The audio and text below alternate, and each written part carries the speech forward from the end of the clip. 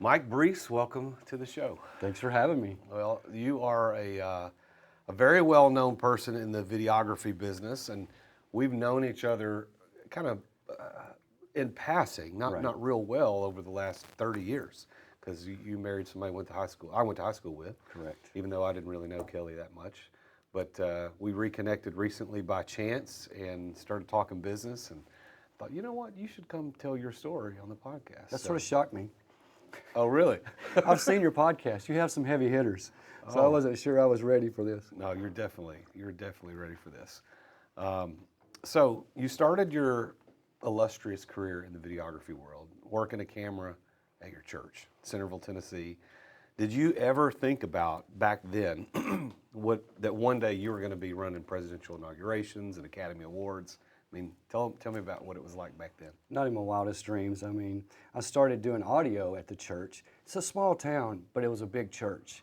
And they were really ahead of their time as far as their audio and their video portions. They had great equipment, and I was just a kid, and I started running the audio board. I was 13 or 14, and then they got some camera equipment and started putting our service on a public access channel, a cable public access channel.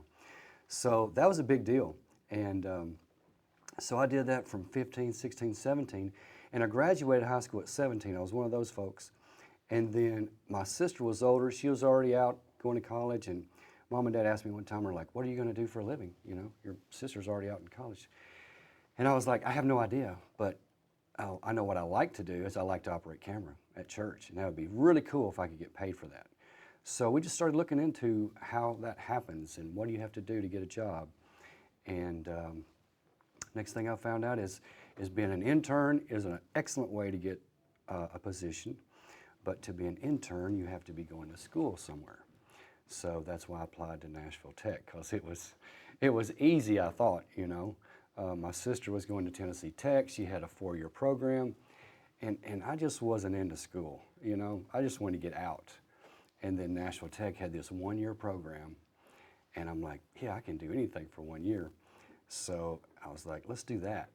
And 44 people started and 10 graduated. So it weeded them out pretty good. It was a pretty tough 1 year. But while I was going to Nashville Tech for that 1 year, I was interning at Channel 4. I signed up, I got on, and I did 3 consecutive internships at Channel 4 doing the 6 and 10 news and all the shows they did. Now, Channel 4 is a local NBC affiliate. Correct. Right here in correct. Nashville. What was that like being an intern at Channel 4 back then? That was in what, the 90s? That was 83, 84 Oh, actually. wow, earlier than I thought. Yeah, yeah. Okay. So it was a big deal, you know, especially if I would go back home, you know, people started figuring out that I worked at Channel 4. And back then, it was a big deal. Yeah. Even to shoot the news, so 6 and 10 news, it was a big deal. So that was pretty cool, you know. Early on, I was just a kid, and people would come up to me and, so I hear you working at Channel 4. I'm like, yeah.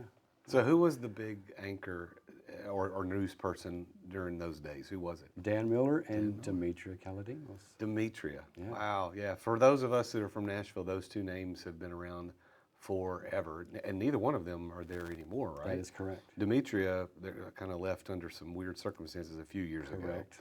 And Dan, what happened to Dan? He passed a few years back. That's what I thought. I thought he had passed away. But man, what an anchor for this entire town, you know. Yeah. So what was it like being on the other side of the camera? Because we see things like Ron Burgundy, which I know is a comedy, but are there any elements to that are true? Some of it is true, you know. They have to put on somewhat of a game face for the audience at home. And so you get to see some of that behind the scenes, and some of it's good, some of it's not so good, but yeah, we'll leave it at that. What's the funniest thing you saw happen as a camera operator? Well, for me personally, while I was working at Channel 4, back then they let some of the interns actually run camera during the live broadcast. So I was on a camera that wasn't as busy as the other 3. However, we would do the bumper shots in and out of commercial. Well, I remember one night I was doing a bumper shot, going to commercial, and the director's counting down from 10, and I'm doing an on-air move with this big, huge camera, you know, and I'm petting down, I'm looking, my shot's looking great. What I had forgotten is that their home base set has stairs, and they go down and they stick out a lot farther than you would think. So Dan Miller's sitting up there, you know, we're going to commercial, and he's, you know, shuffling through his papers like they would do, right? And then the director's counting down 5, 4, and about the time he hit 4, I hit the set. I mean, I hit it hard, and the camera just shakes. And about that time, you see Dan Miller go like that, looks at me, and then 3, 2, 1, they go to black. And I was devastated. I was humiliated. I thought my TV career was over before it got started. And I remember Dan saying, after they went to commercial, I thought you were going to knock me out of my chair. And so it took a while to shake that off, I got to be honest. I went home and I was just like, you idiot, you know. How did you shake it off? That was not easy because I was young back then and no support group really. And I just, time helps heal, you know. But it took at least a couple of weeks just to get back on camera, really. I was just that shaken up, so it was crazy. Did anybody speak some good words to you to kind of make you reconsider and say, hey, this is okay? Yeah, some of the older guys there who'd been there forever, you know, they're like, it's just TV, it's not brain surgery, you know. We're not saving lives here, we're just doing some TV, so shake it off, and you're going to make another mistake, so you just got to learn how to deal with it. Well, as you were working the camera in those early days, was there a moment where you thought, yeah, this is the thing, this is my calling, this is what I'm going to do for the rest of my life? You know, while I was working at Channel 4, one of the directors from Channel 4 had left Channel 4 and went to a network here in Nashville called the Nashville Network. And it used to be its own cable station. It's not anymore, it's Spike TV. They sold out. But that director had gone to TNN, the Nashville Network, and he had started a live 90-minute variety show, music show, interview show. And one of his camera operators was going on vacation, and he asked me to come fill in for the guy that's on vacation for 2 weeks. And I went and filled in for him, and it's live 90 minutes, not just the Channel 4 area, nationwide. And we're shooting these people that nobody ever heard of, Reba McEntire and Randy Travis and all these folks that had just come on the scene, and we're shooting all of this great music, and that's when it hit me, this like, wow. This is cool. This is really cool. What show was that? Nashville Now, hosted by Ralph Emery. The Ralph Emery Show. Yeah. Was that the beginning of the Ralph Emery Show? It was beginning of his night show. You know, he had the early morning show Right. at Channel 4. Right. So he did that for years and years. I don't know how he did it, but he would do that show from 5:30 to like 7 a.m. and then go to TNN and work that show from like 8 to 9:30. So a long day for Ralph Emery, but anyway. I remember going to a Nashville Now show. Clint Black was the guest host the time I went. Oh, neat. Because it was in high school, and my best friend in high school was dating a girl who worked at TNN, and she got us tickets, and Clint Black was hosting that night. And I remember going, and Clint Black was there, of course, Aaron Tippin, Billy Dean, Little Texas. Wow. It was a phenomenal, as an early 90s country fan. yeah. Oh, yeah. It was so great, but I remember going backstage afterwards. We had backstage passes, and I ended up getting Clint Black's autograph. And then Billy Dean was talking to somebody, and I walked up and what I thought was politely, here I am, a 16, 17-year-old kid, waiting my turn, and he just turned to me and said, "What?" And I said, "Mr. Dean, I can get your autograph." And he took it and signed it and shoved it back at me. And I was like, and I've never asked for a person's signature since then. Wow. Not once. It does happen. It does. You just never know who they're going to be. So the broadcasting industry, I can imagine, is known for its demands, and it's very unforgiving, especially in live. So what challenges have you faced that significantly shaped your growth because of those demands?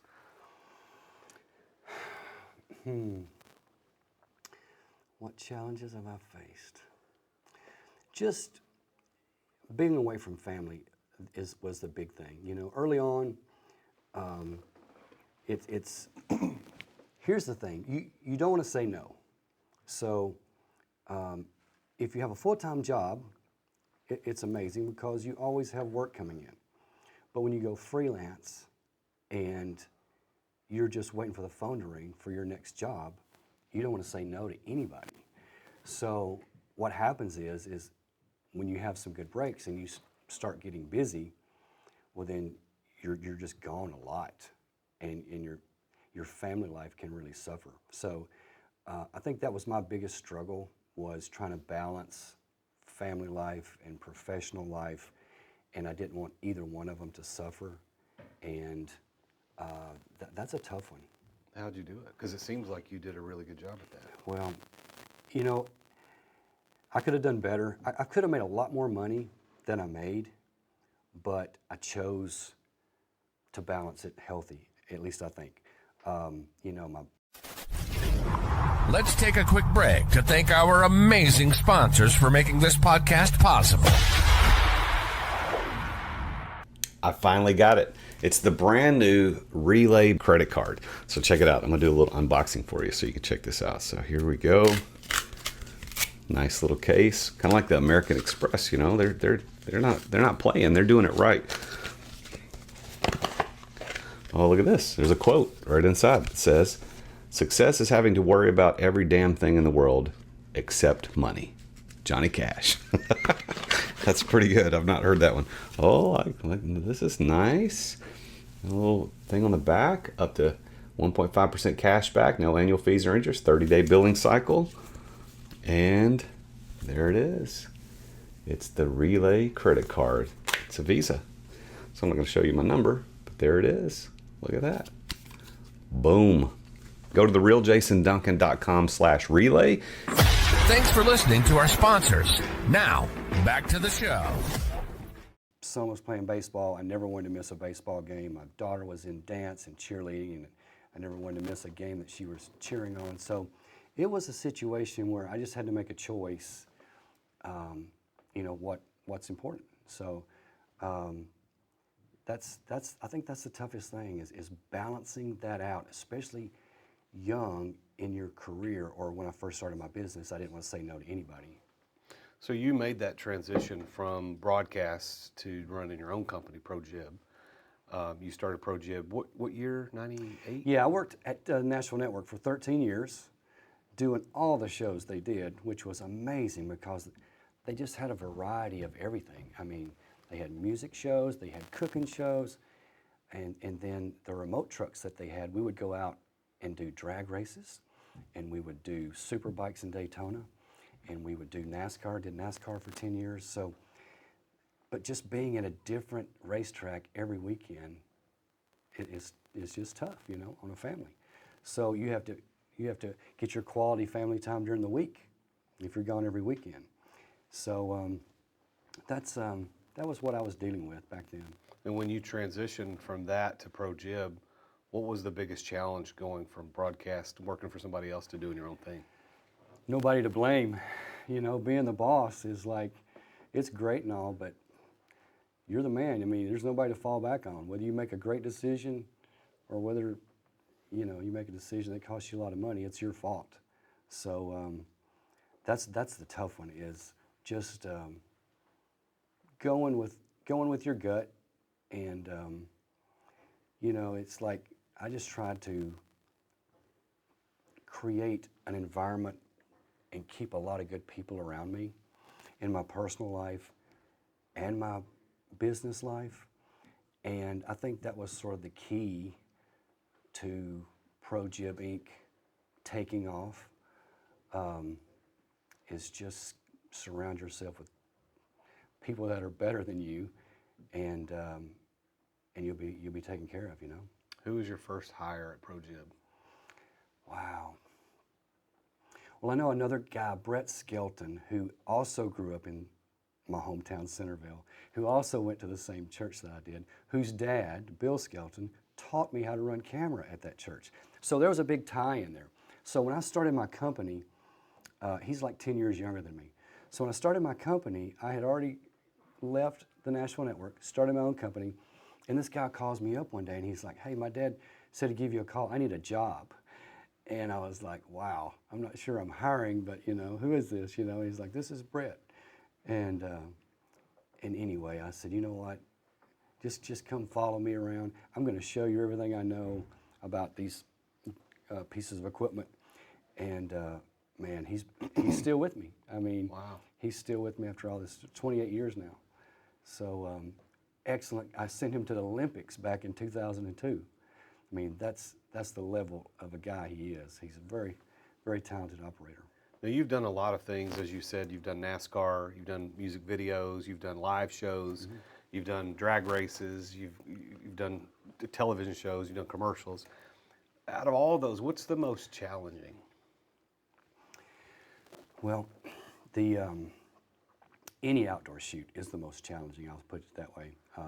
In NASCAR, it was either 98 degrees, you know, and we're down on the asphalt, or it's 20 degrees in Rockingham, North Carolina, and you're trying to do a shoot. It was either too hot, too cold, windy, or raining. And if it's raining, they still have to go on the air and say it's raining, and look around. So just adapting to the environment is the toughest part for me, and to keep all of my electronics dry and working. And again, if you're the owner, it's your responsibility. So that's another thing. It's like, if you're working for somebody else, it's, oh, it got wet, man, I don't know. Saw smoke come out of it, it just stopped working. But when you're the owner, it's like, you gotta keep the stuff dry and keep it working. What's the most expensive piece of equipment you ever had to purchase? Wow, these stabilized heads now, okay, where you put the camera in there and they have gyros that keep everything solid. Those are pretty pricey now, and the shot over is one of the leading in the industry at the moment, and it's over $100,000 just for the head, So that can get expensive. Yeah, that's a lot. Takes a lot of rentals to get it back. Yeah, that's right. For sure. So do you rent your equipment out too? Is that part of the deal, or We do you do. just okay? That's the thing, is like when I first started, I was working so hard and just 70, 80 hours a week, just busting it. And I finally figured out that there's only one you, and you can only work so many hours, and then you're done. But the equipment is where the money is made. So I learned early on, buy a bunch of equipment and let that equipment work for you, and you can be making money while you're on the couch. So that has worked out well for me, and my wife too. My wife has a teleprompter company. When we first got married, she's like, I could never have my own company, and I was just convinced her, like, that's where it's at, is working for yourself, owning your equipment, so that you can rent your equipment even if you're not there and you have other operators there. Mm-hmm. So it's worked for her, it's worked for me, and I think the key is just starting out small.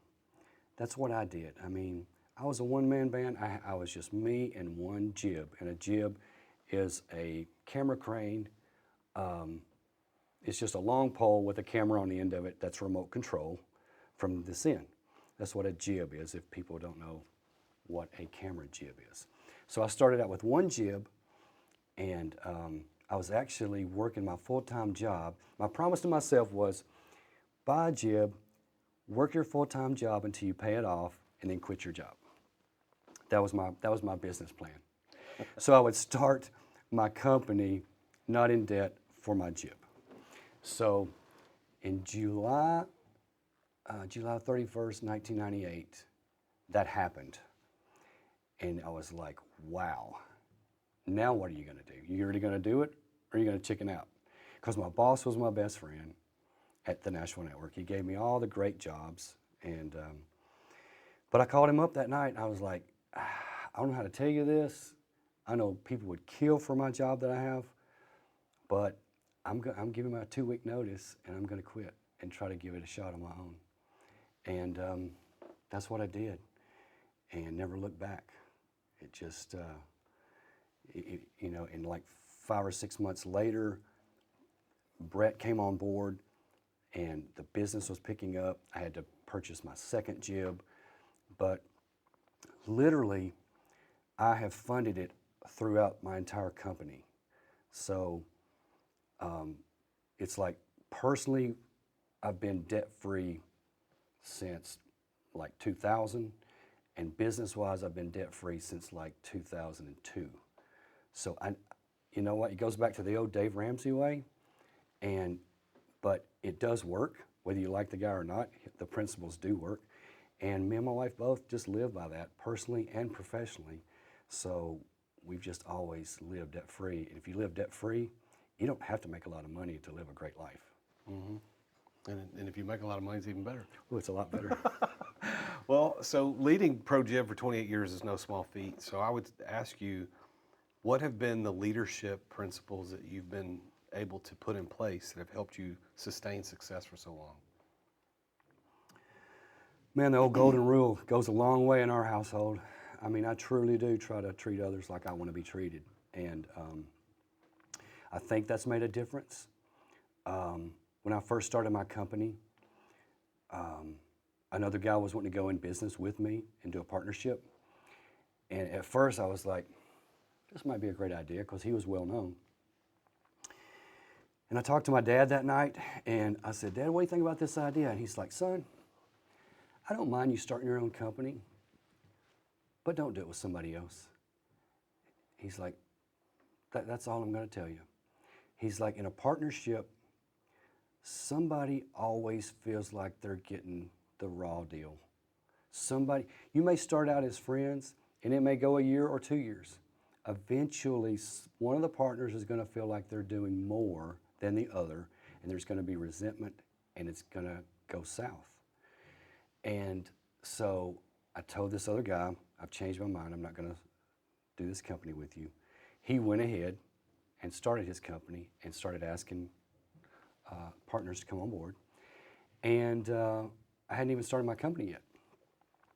So he wound up being the powerhouse in this area because he gained a lot of people and he gained a lot of equipment, and he was my biggest competition. So I started my company, little one-man band, just me and one jib, and I just kept going and just kept going. And I kept my overhead down. I didn't have a big fancy, shop. I did a pole barn in my backyard, concreted the floor. That was my shop. And anyway, long story short, I'm 28 years in the business now, and they went out within 10 years. The partners started fighting, just as my dad suggested, and it didn't go well, How did your dad know that? Man, just that wisdom, just that dad wisdom. Did he have an experience as a business owner? He didn't. He worked for the town of Centerville as the water superintendent for 40 years, Not even a college degree, but probably the smartest man I've ever known. That's great. Yeah. Is your dad still with you?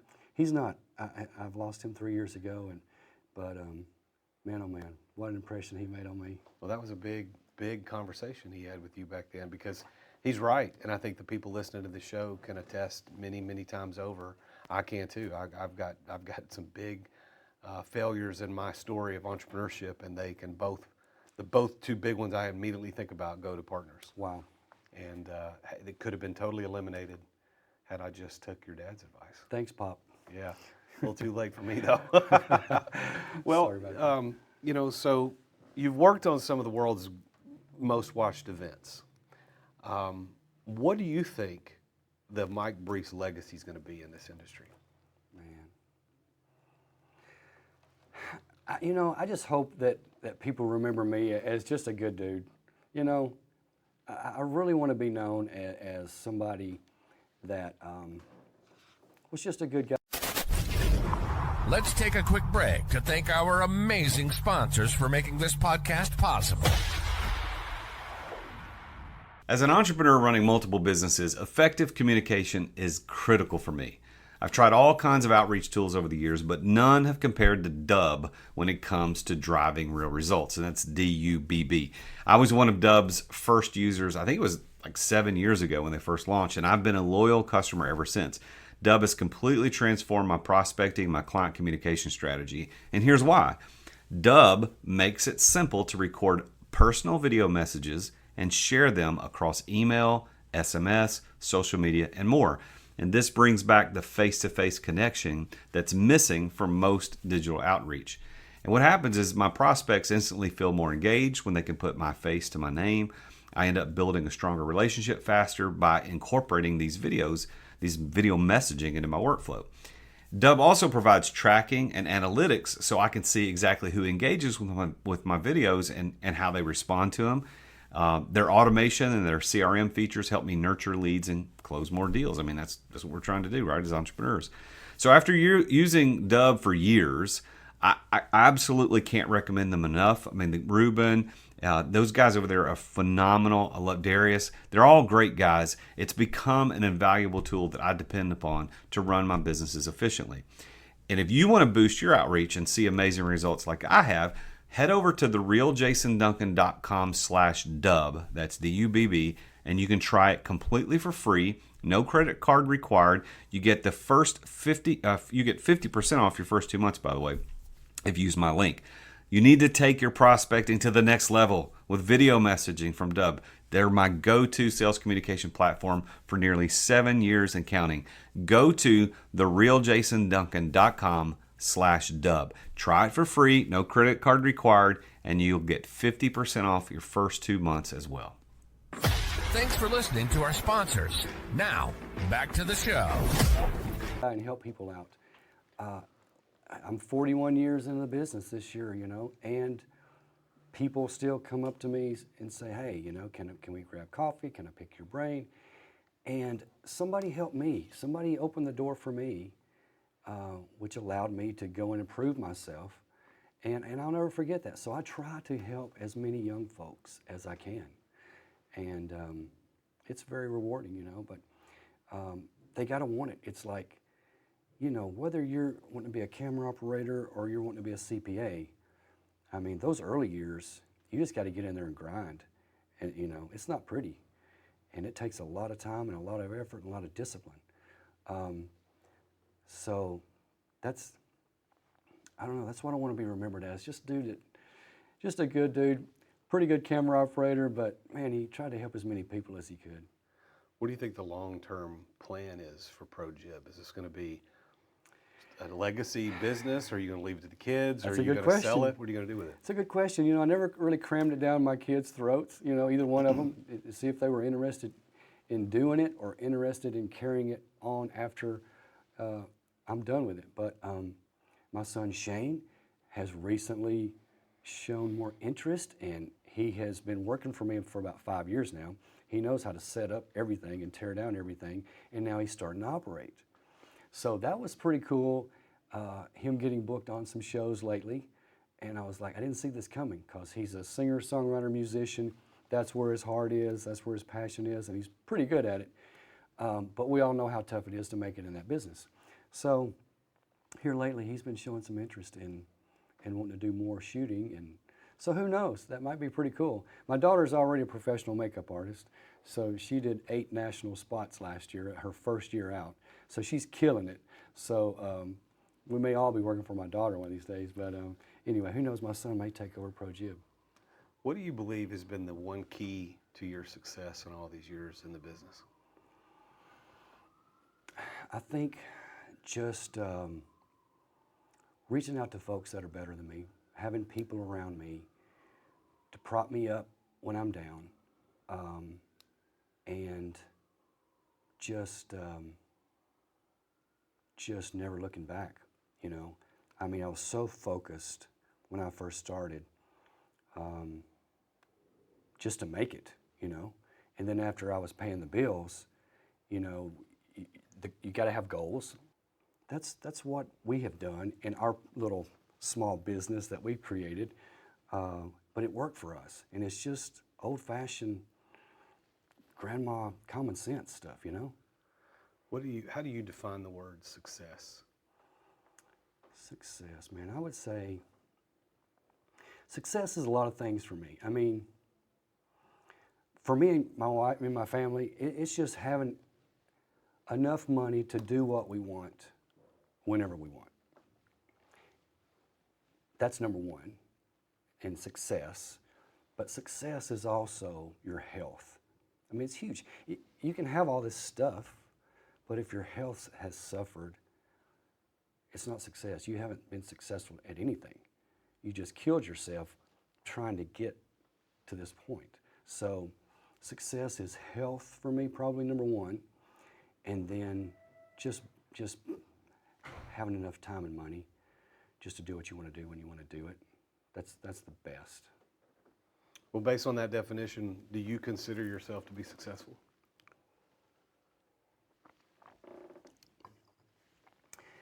I think I'm successful in the fact that thank the Lord, I'm healthy,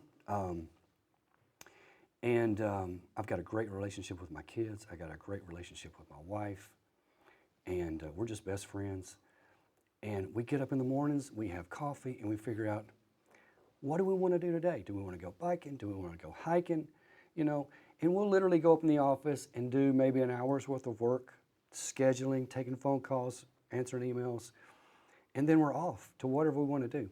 So, I mean, yeah, I feel successful in the fact that I've been so blessed, and my whole family has our health. So, to answer that question, yes, I'm successful in that way, if that's what you consider success. So if you could speak to the people listening to the show or watching the show on YouTube, and you know that most of them are entrepreneurs or aspiring entrepreneurs, what would be your best piece of advice? My best advice for young folks starting their own company or just starting their own service, whatever it may be. For me personally, I think you have to be able and have to be willing to give away your talent, whatever that may be. For my case, it was operating a camera. I think you have to be willing to give away that talent for free for a short time until you get good enough that you can charge for it. And then when you get even better at it, you can charge even more for it.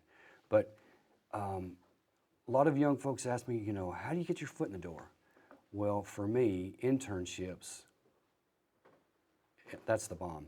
That's the ticket. So get you an internship somewhere in something that you enjoy, whether it's HVAC, plumbing, whatever, whether you get paid for it or not. So I worked for 9 months for free while I was going to college. But that 9 months gave me more education and hands-on experience than I could have gotten anywhere. So I think that's huge. So favorite event you've ever worked on? Oh, wow. That's a tough one, man. I will say this. Something that sticks in my mind is Billy Joel was doing a concert at Shea Stadium. And they were tearing down Shea Stadium, sort of like we are here in Tennessee, and building a new Shea Stadium in the parking lot, and then tear down the old one to make the parking lot. Sort of like what we're doing here in Tennessee. So Billy Joel was going to do the last concert in Shea Stadium. It sold out in like 11 minutes, 80,000 seats. Well, they freaked out. They were like, what? So they added a second night. So the concert was going to be called Last Play at Shea, but since they added another concert, it still had a baseball theme to it. It's called Double Play at Shea. So it sold out as well.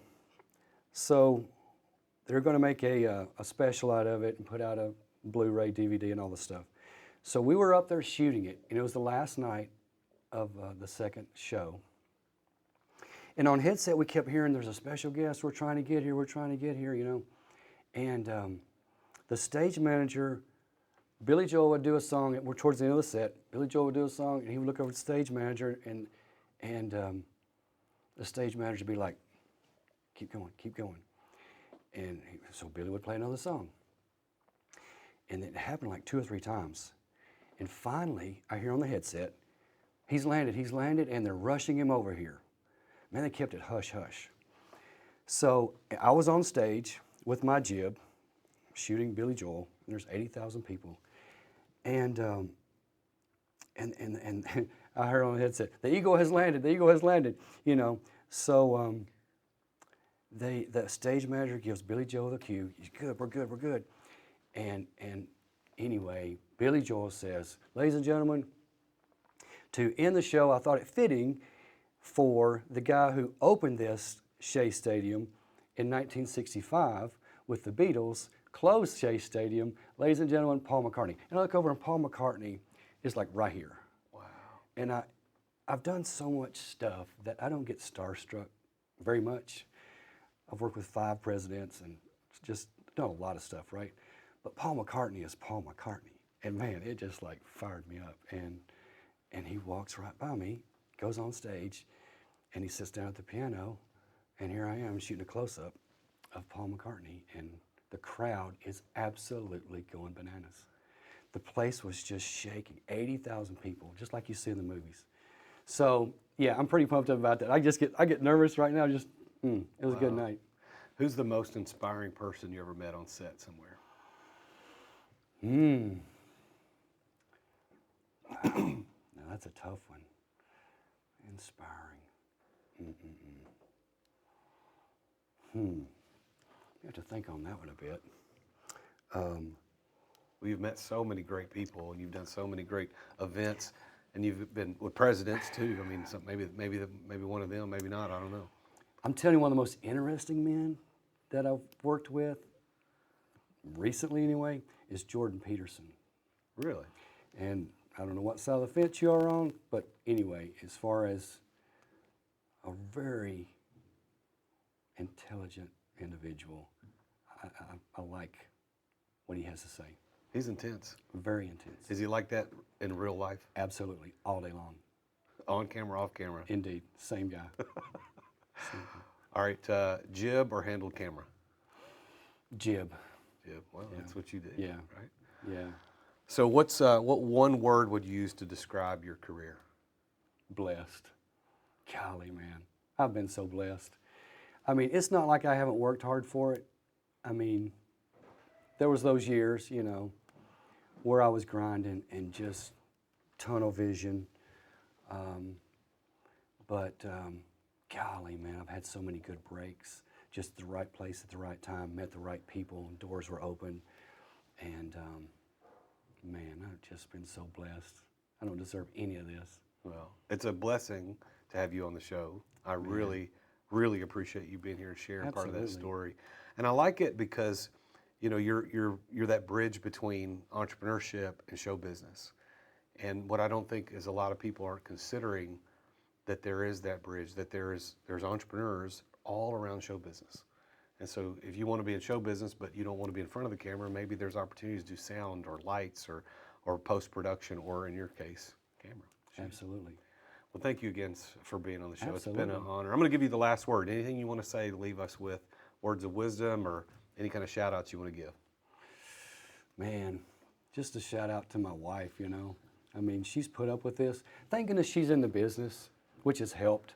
But man, oh man, she's put up with so much. Just me being on the road and her taking care of our family and kids and just getting them where they need to be. And it's hard, you know, but she's a trooper, man. She's a great business owner in her own right. But she ran her business and ran her family when I was, you know, off shooting NASCAR races and whatnot. So just my hat's off to that lady. I love her to pieces. So Kelly Breece, you got it going on. So. That's great. Well, if you want to learn more about Mike and his company, go to ProJib.com. That's PROJIB.com. You can follow Mike at Breece Mike on Instagram. That's BREECEMIKE. Breece Mike on Instagram. Mike, thanks again for being here. Absolutely. Thanks for having me. Attention business owners. Attention business owners. Feeling burnout from running your business? Uncertain if you're nearing burnout? Take our free 10-question business burnout test at businessburnouttest.com to discover where you stand. With just 10 quick questions, you'll learn how to immediately begin making changes to regain freedom and success. Cut your daily operations time in half. Improve your quality of life and prepare your business for your future exit without losing revenue or profit. Visit businessburnouttest.com now and take the test. Thank you for listening to another edition of The Root of All Success with the real Jason Duncan. If you've enjoyed this week's episode, visit therootofallsuccess.com to access the show notes and other helpful resources. Follow Jason on social media at The Real Jason Duncan. See you again next time here on The Root of All Success.